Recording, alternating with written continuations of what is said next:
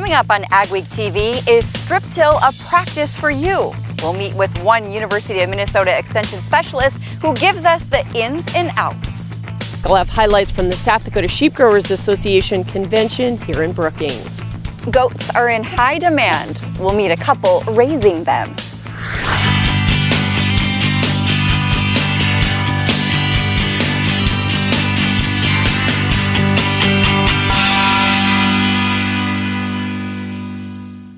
Welcome to AgweekTV. I'm Shauna Olson. An Ayer, North Dakota couple is putting the finishing touches on a unique addition to their organic apple farm. As Mickle Pates found, they plan to use their crop to produce hard cider. Stacy and Dan started planting apples at Cottonwood Farm 5 years ago. Tallman Sweet, Michelin, Jeffries. Now the orchard boasts 1,800 trees on 11 acres with 40 varieties. Stacy Nelson-Heising calls some of them antique varieties. These are apples that you're not going to find in your neighbor's backyard. With the prohibition, what happened is these wonderful orchards were cut down to the ground and they grafted apples like Red Delicious onto the stumps. And so now with the renewed interest in hard cider, people are coming and they're putting in these lost varieties. The varieties are chosen for how well they make cider. Dan and Stacy started building the cider house last year and are putting on the finishing touches now. What you can see here with the bubbling is the fermentation process going. They're still experimenting with different apple and yeast combinations in the fermenting process. Then after, we got the orchard going, it just seemed like the right thing to do to get into hard cider. So that was kind of our next step. Stacy's dad, Chuck Nelson, converted the farm to organic about 30 years ago. He was a big help in starting the orchard and the cider house, but he won't enjoy the first batch of cider. He passed away in June. We'll run into one obstacle after another. Given the fact that the last years of my dad's life were focused on making Cottonwood Farm and Cottonwood Cider House a reality, giving up was never an option. It almost, made us more determined. They're hoping to harvest about 2,500 pounds of apples this year. In addition, they'll get about 3,000 pounds of apples from their neighbors. Near Ayer, North Dakota, this is Mickle Pates for AgWeek. Their first batch of cider should be ready by the end of the year. Heising says several local bars are interested in having their hard cider on tap. They also plan to have some tastings and tours at the cider house. A West Fargo ag businessman is pushing the use of beets for making biofuels. Maynard Helges has been working on the idea for about 8 years with Dave Ripplinger, an NDSU bioenergy specialist. Energy beets, also called industrial beets, have different breeding than sugar beets. It's taken about 6 years to get the EPA to favorably rate the environmental equation for energy beet production. More approvals still are needed for the processing. Biofuel from energy beets potentially has a much higher value per gallon than ethanol. Helges says there is a lot of interest around the region for growing the industrial beets and having processing plants. We'd probably be looking at 25 to 30,000 acres at each plant in those communities. We were working initially with 9 communities and we ended up with about 13 communities because other communities came in and wanted to participate. The value of corn ethanol is about 85 cents a gallon. The cellulosic ethanol is more than $2 a gallon because it would be used to produce high-value products like aviation fuel and pharmaceuticals. There's growing interest in sustainable agriculture, and North Dakota is part of it, hosting the USDA's SARE Fellows program. It's a 2-year program that visits different parts of the country to study sustainability. The group has visited Idaho, West Virginia, and Texas, and Jonathan Knutson was there when they came to North Dakota. It's been really helpful and eye-opening.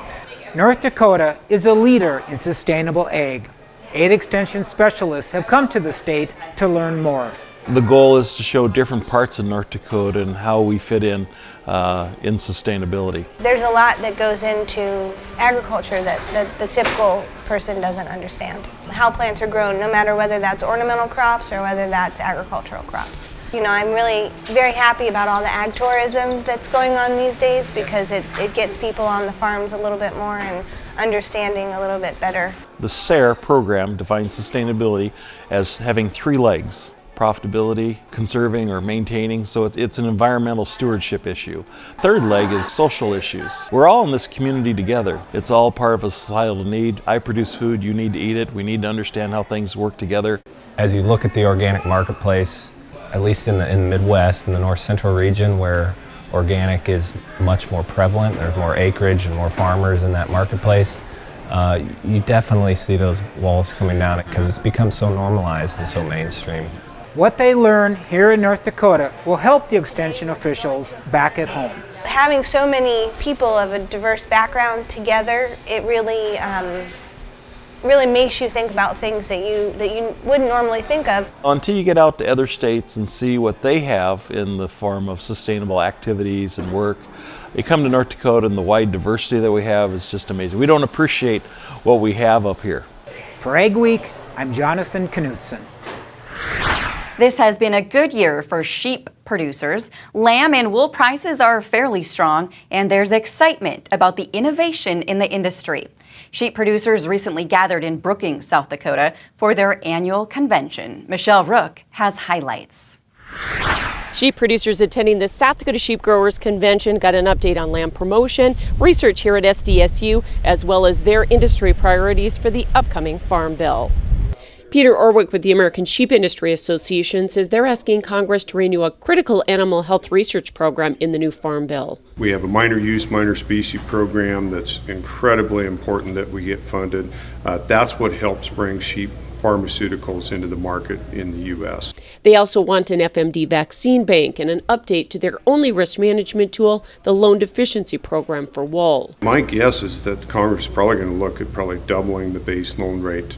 Producer Dale Thorne highlighted American Lamb Board promotions designed to boost lamb consumption and overcome the challenge of high retail prices. American consumers eat about 0.3 of a pound of lamb per year per person. And so our biggest push is to try and increase that amount. Sheep producers also got an update on leading production research at SDSU. Improvement in antibody production in lambs to improve their overall health, reducing mortality and morbidity. Plus, Texas producer Benny Cox stressed the importance of the ethnic market, and Maine producer Lisa Webster talked about the growing demand for fresh, natural, and locally produced lamb. In Brookings, I'm Michelle Rook reporting for Ag Week. Ahead on AgweekTV, we'll show you where some 4-H kids get their kids.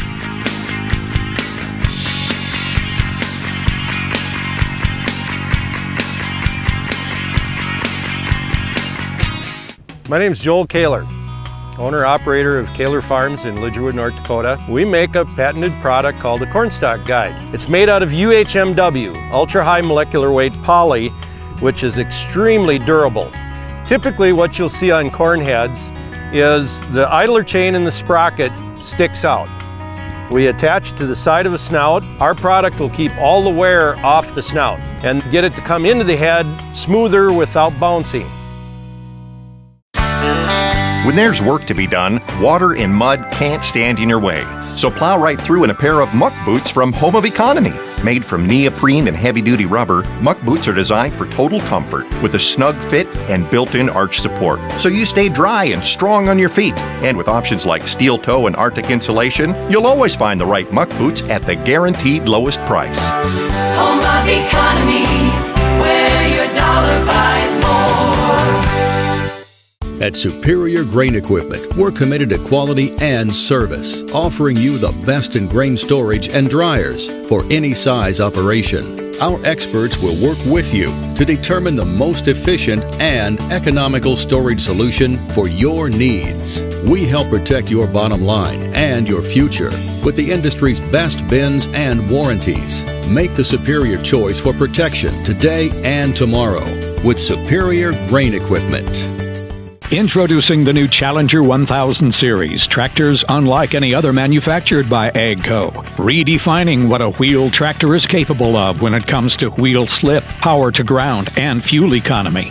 Today, it's not enough just to be tough. You've got to be smarter than everyone else, too. Contact your Challenger dealer today to get in the seat of the new Challenger 1000. Superior engineering, superior performance, superior productivity. The next generation of tractors from your Challenger dealer. For a limited time, Titan Machinery, your local Case IH dealer, is offering 0% financing for 60 months for qualified customers on a large portion of our used combines inventory. For a complete list of our best used combine deals, visit combine17.com or contact your local Titan Machinery store. In addition to long-term 0% financing, Titan Machinery is also offering 12 months free full machine warranty on select late model used Case IH combines. Don't delay. Go to combine17.com or call your local Titan Machinery dealership before the program ends. AgweekTV Soy Insight, brought to you by the North Dakota Soybean Council. Some of the world's largest buyers of U.S. soy were in North Dakota this week getting a first-hand look at the 2017 crop.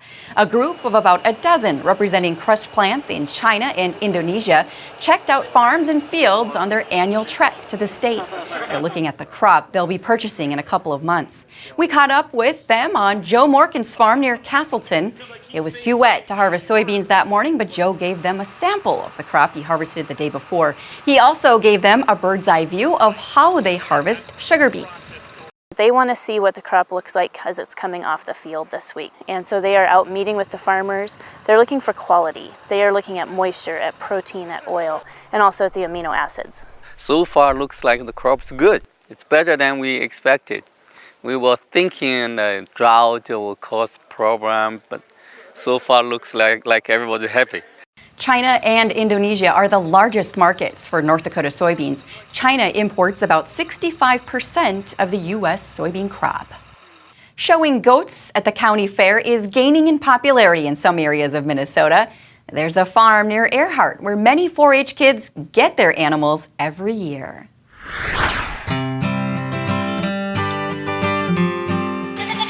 Cute. Look how gentle they are. Now retired Bobby Flink and John Bamberg spend their time here. That's Buford. Oh, is he cute? With these guys, and they're as busy as ever. They raise boar goats for showing and breeding. A docile breed. They're really good. Many of them for kids in 4-H. We've really been enjoying the interaction with the 4-H kids and their families. Raising these goats wasn't always in the plan. Actually, it all started out back here a number of years ago. I had a stent put in my heart, and the doctor said, "Oh, you need more exercise." I got those 2 pack goats, and one thing led to another, you know. He had that one goat. I had never touched a goat before I met that one. I had horses. And so the goats stuck and are a real staple here. The market, it seems like the demand continues to grow. Oh yeah, we can't produce enough of them. The price is there. There's a demand for them. Bamberg says the market is very strong in cities like Chicago and New York. The United States this last year imported a little over 17,500 ton of goat meat, and we're short, you know, because of the new ethnic community. It's a healthy meat. You don't have the fat. This breed gains weight quickly if fed correctly. 5 months is it or so, you know, they're ready for market. 55 to 60 pounds live weight. You know, it isn't very big, but that's the ethnic demand. They want them. They say goats are easy to get into. People can get started in goats with just a little land and a little shed and have a good time. Look at her looking at his face. Pet me, pet me. Are the goats fun to take care of? They seem kind of entertaining. My mother had a quote, and I always remember that. She said, "If you have an animal, no matter what, you'll have a laugh a day." Well, every day we got a laugh, and then we got days where, you know.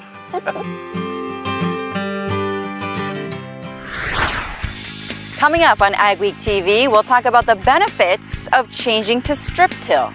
But first, weather.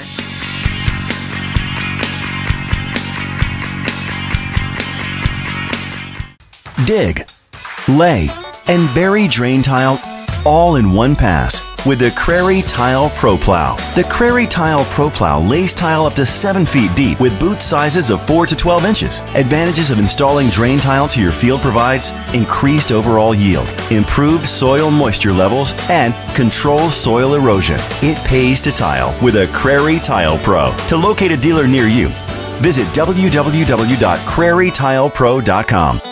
Getting better yields is your priority. Helping you maintain your land is ours.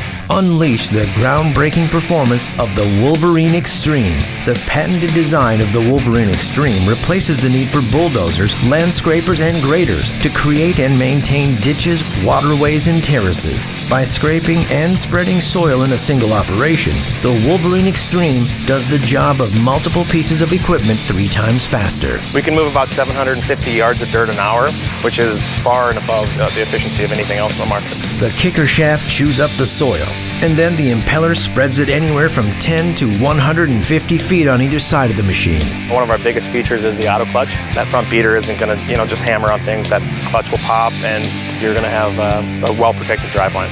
The Wolverine Extreme sets a new standard in ditcher performance. Unleash the groundbreaking performance of the Wolverine Extreme. Call Dynamic Ditchers today to schedule a free demo. My name's Joel Kaler, owner-operator of Kaler Farms in Lidgerwood, North Dakota. We make a patented product called a cornstalk guide. Helps guide corn stalks into the grabs and the chains a lot smoother without losing corn. The corn stalk, when it comes off of our product, it's already on the gathering chain instead of being able to hit that idler. Our product will keep all the wear off the snout and get it to come into the head smoother without bouncing. I'm 120, 130, 130, 55, like once around the block, 212 miles right here, now having time's up. So if you're thinking about selling a piece of land, or you're looking to sell some farm equipment, or if you're thinking about a retirement or involved in an estate, give us a call. We'll sit down and tell you all about the Steffes way. We think it's a good way. That's how we approach it. If any of those are in your plans, give us a call or go to steffesgroup.com. Learn all about us. Hope to hear from you. Weather portion of Ag Week now. I think it's interesting to look at the U.S. Drought Monitor movie of the summer one more time. Remember, the Drought Monitor, not necessarily a reflection of the topsoil or the water that's standing in the fields or that sort of thing, but rather the deep moisture profile. So it rains an inch, this doesn't change much, but it rains solid for a month or doesn't rain for a month, and we see significant changes. Going back to midsummer, July 1st, it was, of course, extreme drought over many areas of the northern plains. Most of the Corn Belt was sitting in very good shape. And watch how during the course of the summer, that changed. The drought became worse during the month of July across most areas in North Dakota and South Dakota, began to turn dry in parts of Iowa. Most of the Corn Belt, Bean Belt was looking just fine. As we get on into late August, most of North Dakota is beginning to improve, and actually surface soil conditions have gotten pretty good in September across the north. In fact, in some places, it's been too wet for harvest. Meanwhile, down across much of Iowa, things have gotten fairly dry with some areas of fairly severe drought in especially south central Iowa. Not a serious problem, but something to watch as we move into next year. Drought areas have been shifting, and again, this is the deep moisture profile, not just what's on the surface. So as we go into the overwinter season, it'll be interesting to see how much of these areas get significant snow or spring rains, because we may be looking at the beginning of next summer's concerned areas. Eastern Montana, maybe the western Dakotas, kind of borderline in the Red River Valley area. Southern plains are actually looking pretty good right now. The Corn Belt beginning to dry relative to the way it was last year. Meanwhile, weather going on this week. We do have some cool temperatures dropping into the northern plains, probably some freezing temperatures early this week, about Tuesday. Warm weather, of course, not as warm as it was back in the summertime. And as we go through the week, we're probably going to look at a rebounding area of cool dropping into the northern plains by the upcoming weekend. Precipitation, not too much. There'll be one area moving out. There may be a tropical system along the eastern coast, but most of the United States is probably going to be fairly dry here this upcoming week. As we move to the second week, and now, of course, we're talking well on into October, we may start talking about one chance of a rain system coming out of that cold snap next weekend or early in the week following in the northern plains, and that's about it. That'll gradually sag southward. A lot of the northern plains area is going to be fairly dry and also relatively mild. For the most part, through mid-October, I don't see the weather turning particularly cold anywhere. So the overall pattern, we are looking at mostly drier weather setting up, a few spots of freezing temperatures in the northern plains, and overall a cooler pattern than we've been seeing so far this fall. Upgrade your trailer to electric with the Rolltech electric system from AgriCover. Strong, flexible pivot arms and motor mount rotate and telescope, allowing the roll tube to rise and flex over heaped loads. The positive automatic lock is impossible to back off to control the flow of grain. This integrated system uses one wireless remote to operate up to 10 tarps and hoppers, keeping your driver out of the dust, rain, and harm's way. See the Rolltech system in action at an AgriCover dealer near you.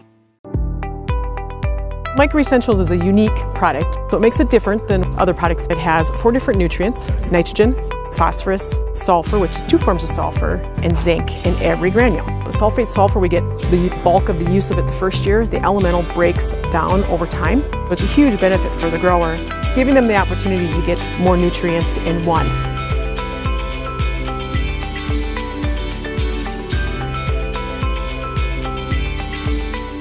This is Dennis Belisky reminding you we do auctions and we do them well. You've built your operation with hard work, and when it's time to sell, all or part, you deserve the best. Details from repairs and preparation to promotion and settlements are not routine. Chances are you'll only do this once, so we'll tailor an auction just for you and get it done right. On-site at your farm or added to one of our highly successful Alaris Center auctions, we have the skill, reputation, and integrity to meet your needs with best-in-class commitment and quality service. Find us at resourceauction.com or call 701-757-4015.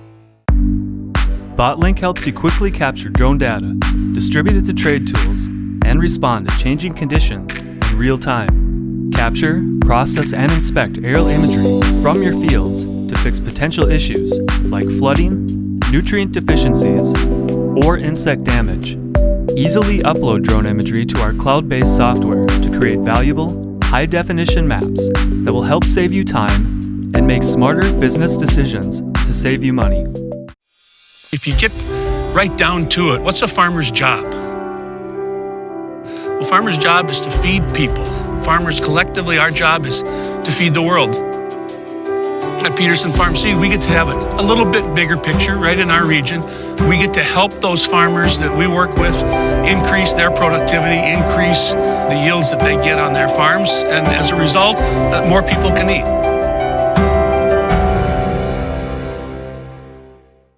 With a lagging farm economy, some farmers are looking for alternatives. One option some are turning to is strip till. Area specialists work to get the word out on the benefits of the practice. Joining us now is Jody DeYoung-Hughes with the University of Minnesota Extension. Jody, tell us what strip till is. What it does is only tills a third of the soil. And so you have a machine that cuts the residue, pushes it to the side. There's a shank that puts down fertilizer and berming discs that capture that soil. And so you have this nice berm of less than 10% residue, but it doesn't touch anything in between. And so you have a no-till chisel plow type system. You know, we have lower economic times right now, and that's actually when I get more interest in strip till. People are saying, you know, how can I make just one pass across the field? How can I band apply my fertilizer? What are some of the big benefits of strip tilling? Well, one, if you're only making one pass across the field to do any tillage, then you save fuel and time and labor, less washing of the soil, less movement by wind erosion. Is this kind of a gateway into no-till? Is it kind of a stepping stone or not? Some people have said that. I think that helps you get more comfortable with a lot less tillage. And so I think it could be the gateway for like soybeans. You know, soybeans could be no-till, and it just gets them more comfortable with having all that residue out there. What kind of soil will this work with? It works with all of them, but there's different machines out there, and some of them are more aggressive and some are less aggressive. So if you're further west into the Dakotas and have less precipitation, if you're on a sandier soil, then you can use one that's a lot less aggressive. And then there's some that are more aggressive, do more tillage in that berm area, and those are better for corn on corn or the heavier clay soils that we have. Is there one thing that usually tips people over the edge where they decide, you know what, yep, I want to go to strip till? Talking to other farmers about it, the ones that have made it work. And so that's why we always have farmer panels. It's because I can show you all the data and the research on it, but they say how to get it on the ground and work for you. Jody, thanks for joining us here today. Thank you very much. Still ahead on AgweekTV, a local corn grower has a big year ahead as he takes over a national group.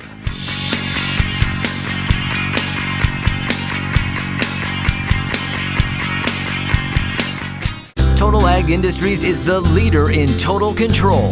The future of ceramic nozzle technology is here today with the Total Ag Air Induction Turbo Nozzle, the only ceramic triple spray nozzle on the market. Works with all sprayers for better weed control and wheel tracks. They could be the last spray nozzles you'll ever need. I'm really impressed with them. It just amazes me how they work so well. Contact Total Ag by phone or visit totalag.com. BotLink helps you quickly capture drone data, distribute it to trade tools, and respond to changing conditions in real time. Capture, process, and inspect aerial imagery from your fields to fix potential issues like flooding, nutrient deficiencies, or insect damage. Easily upload drone imagery to our cloud-based software to create valuable, high-definition maps that will help save you time and make smarter business decisions to save you money. Mayo Manufacturing, your Red River Valley source for Batco.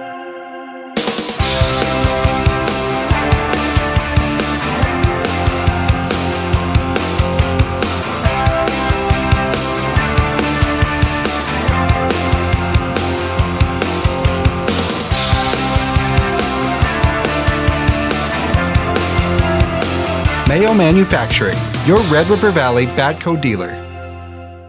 Premier Shortline USA is your dealer for Meridian storage and grain handling. 50 years ago, Meridian Manufacturing designed the first smooth wall hopper bin. This innovation set the standard for hopper bins across North America, completely self-cleaning with no obstructions. Smooth wall hopper bins have become the preferred choice for safe and efficient storage. For temporary grain storage to complete systems, contact Nate or Brent at Premier Shortline USA. Advanced biofuel for America's diesel engines is clean burning and made from renewable sources like soybean oil. Biodiesel fuel works in any diesel engine, reducing emissions, helping us breathe cleaner air.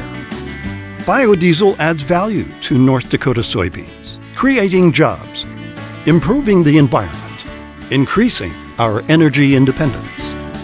Biodiesel, it starts with soybeans, it's fueling America. AgweekTV, presented by Kaler Farms. In Arthur, North Dakota, farmer is the new president of the National Corn Growers Association. Kevin Skunis, who grows corn and soybeans, will serve as the president for a year.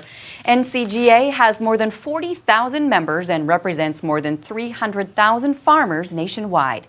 Skunis says he considers a leadership role in the group a great honor. What you do see is that farmers are the same all across the country. We farm a little different, but we're all the same when we get to these meetings. And did I think that I would ever be president of National Corn Growers? I never dreamed of it. Skunis says his priorities are the 2018 Farm Bill and resolving U.S. trade agreements. Thanks for watching this week's edition of AgweekTV. For all your ag news, go to agweek.com and be sure to follow us on Facebook and Twitter as well. See you next week.